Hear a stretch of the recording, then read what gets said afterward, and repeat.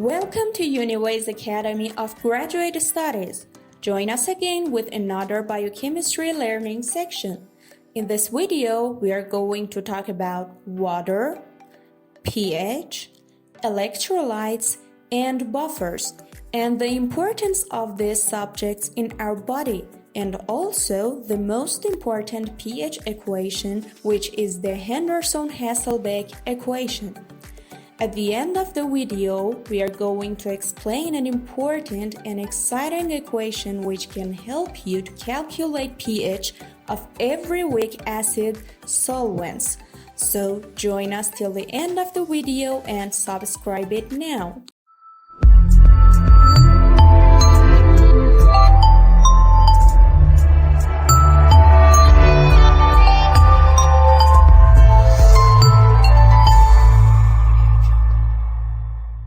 A huge part of our body consists of fluids such as blood, which include water and other compounds such as electrolytes. These fluids are the place of activity of many compounds like enzymes. Furthermore, these activities are mostly based on the pH of fluids. Therefore, learning about water as the most important liquid and solvent in our body, pH, electrolytes, and other compounds which affect the pH is so important and highly recommended. Water is the most important polar solvent in our body, and many biomolecules solve in it, which can be for the hydrogen bonding between water and these molecules.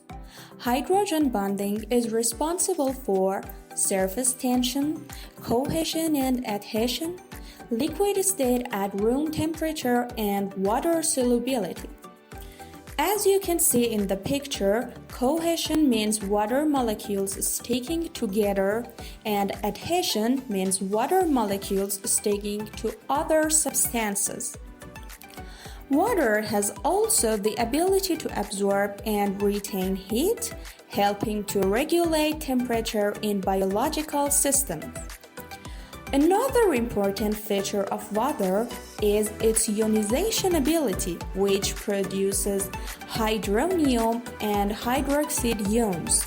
And this is going to be explained as the water dissociation constant, which is shown as Kw equals the hydrogen ion concentration multiplied by hydroxide ion concentration, which equals 10 to the negative power of 14. You can see the formula in the picture. Electrolytes divide into two groups, which are cations and anions. Cations are positively charged ions formed by the loss of electrons such as sodium and potassium ions as shown in the table. Anions are negatively charged ions formed by the gain of electrons, such as chlorine and bicarbonate ions. The importance of electrolytes in biological process is in nerve conduction, muscle contraction, and fluid balance. Now, let's talk a little bit about acid-base concepts. There are different definitions for acids and bases, such as Arrhenius, Bronsted-Lowry, and other definitions.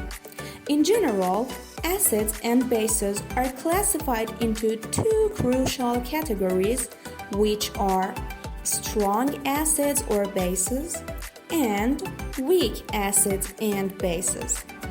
As you can see in the table, you can take chloric acid and nitric acid as strong acids, and sodium hydroxide and potassium hydroxide as strong bases. And also carbonic acid and phosphoric acid as examples for weak acids, and ammonia as an example of weak base.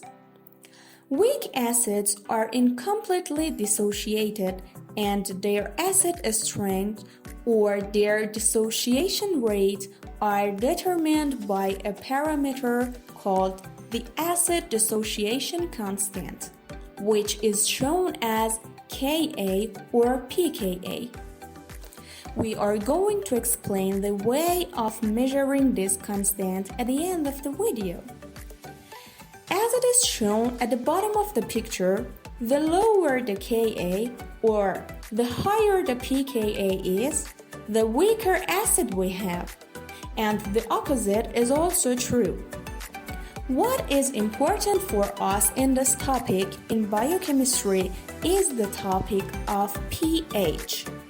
The measurement of the hydrogen ion concentration in biological fluids has clinical value, which is reported in the form of pH, which is minus logarithm of the hydrogen concentration. Let's do an example for better understanding. For example, we want to calculate the pH of 0.1 molar of sodium hydroxide solution. Now we have the concentration of the hydroxide ion. If you can remember the Kw equation, you can easily calculate the hydrogen ion concentration, as it is written in this page. Then, you have to put the hydrogen ion concentration in pH formula, and finally, your pH is gonna be 13. A buffer is a solution containing a conjugate acid-base pair consisting of a weak acid and its corresponding conjugate base, or a weak base and its corresponding conjugate acid. The buffer system resists change in pH by absorbing or releasing hydrogen ions when acid or bases are added, helping to maintain the overall stability of the system. Buffers play a crucial role maintaining the pH balance in living cells and body fluids, such as bicarbonate buffer system or phosphate buffer system. One of the most things about a buffer is the buffer capacity. The more the buffer components are, the greater the capacity of buffer is. Also, we can see the most buffer capacity in the range of the weak acid pKa plus or minus 1. Now we want to talk about measuring buffers pH with Henderson-Hasselbalch equation. The Henderson-Hasselbalch equation shows the relation between pH and pKa and the concentration of buffer components, and is used to prepare buffers. As it has been indicated in the equation, pH shows the acidity or the alkalinity of the solution. pKa is relevant to the acid dissociation constant, or the pH which 50% of the acid is ionized.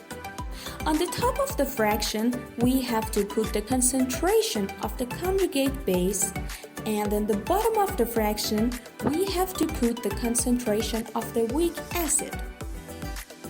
As it has been told at the beginning of the video, we want to mention how to measure the value of pKa of acids in the laboratory. For this purpose, we use the titration method. Titration is a technique used to determine the concentration of an unknown substance in a solution by reacting it with a standard solution of known concentration. We usually use sodium hydroxide as a strong base to titrate a weak acid with unknown pKa.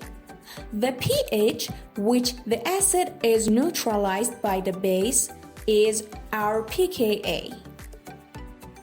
Well, at the end of our video, as we mentioned before, we introduced a formula which is shown in the picture to calculate the pH of every solution as easy as you can.